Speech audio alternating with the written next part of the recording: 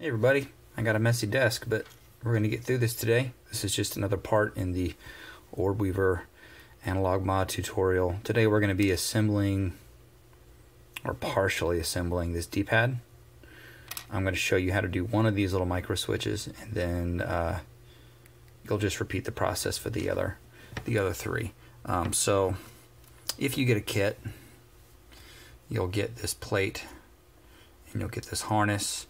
You'll need to build this wire for yourself. Really, it's just 8 individual wires in a ribbon. You can do it however you want, but I like to keep it as a ribbon. And then I've got 4 groups of 2 that are color-coded on both sides of the same colors. You're going to want to feed these through the bottom of the D-pad so it comes up into there. It's a little tricky, it's a little fiddly because I've got everything really tight, really tight.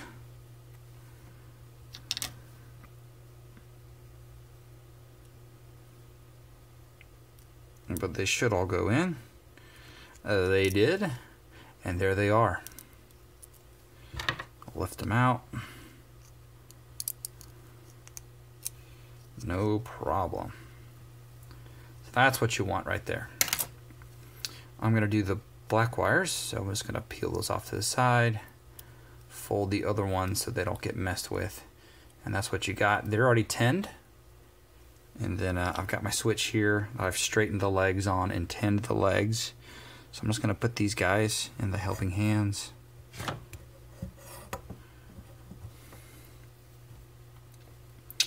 And we need to feed these wires to the bottom of this harness, so the flat side.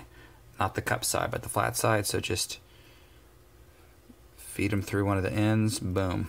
They're through. See how that goes?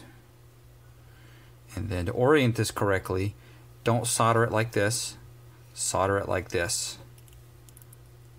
So when these legs go in there in the front, piece of cake. Let's just get them on. This should be relatively easy. You can keep this all still.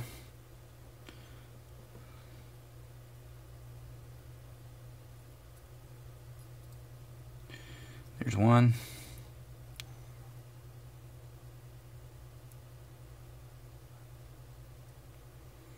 There's 2. Piece of cake. Now at this point, before you push this down in, you should test it with a multimeter. So hook some alligator clips up to the black end, the black wires on the other end. Push the button. Make sure you've got a complete, continuous circuit.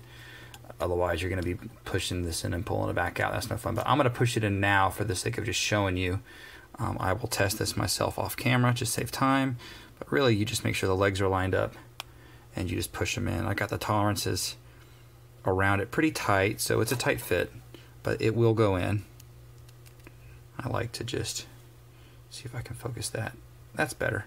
I like to just take one of these small precision screwdrivers and just kind of push each corner until it gets worked in. Yeah, that went. Sometimes you need to give a little bit more force, but it'll go. There we go. That went in pretty good.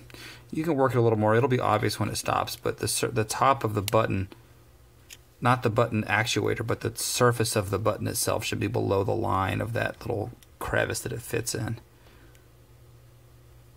There we go.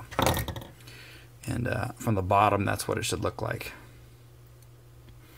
And you can snip off the excess down here. You'll need to, actually. But that's it. You'll do the other 3, and they'll go there, there, and there, and then you'll have that part assembled.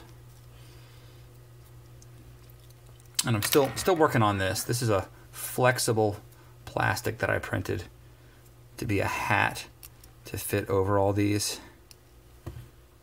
I'm still working on the dimensions. So this is just an alpha prototype of this, but you get the idea. And I'm hoping it will take paint because it's orange. Maybe some of you like orange. I don't know. But anyways, that's that's how you assemble the D-pad on this mod. Thanks a lot. I hope that helps. Catch you later.